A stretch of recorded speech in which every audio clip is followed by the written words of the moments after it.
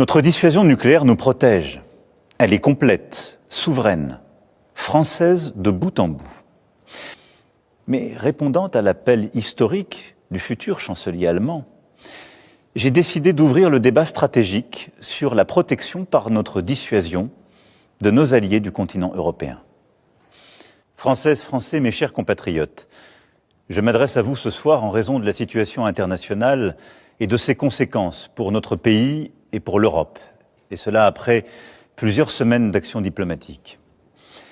Vous êtes en effet, je le sais, légitimement inquiets devant les événements historiques en cours qui bouleversent l'ordre mondial. La guerre en Ukraine, qui a entraîné près d'1 million de morts et de blessés, continue avec la même intensité. Les États-Unis d'Amérique, notre allié, ont changé leur position sur cette guerre, soutiennent moins l'Ukraine et laissent planer le doute sur la suite. Dans le même temps, les mêmes États-Unis d'Amérique entendent imposer des tarifs douaniers aux produits venant d'Europe. Enfin, le monde continue d'être sans cesse plus brutal et la menace terroriste ne faiblit pas.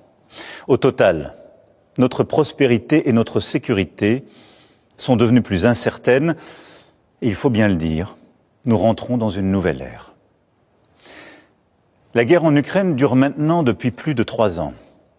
Nous avons, dès le premier jour, décidé de soutenir l'Ukraine et de sanctionner la Russie. Et nous avons bien fait.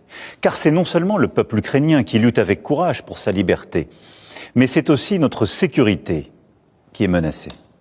En effet, si un pays peut envahir impunément son voisin en Europe, alors personne ne peut plus être sûr de rien. Et c'est la loi du plus fort qui s'applique.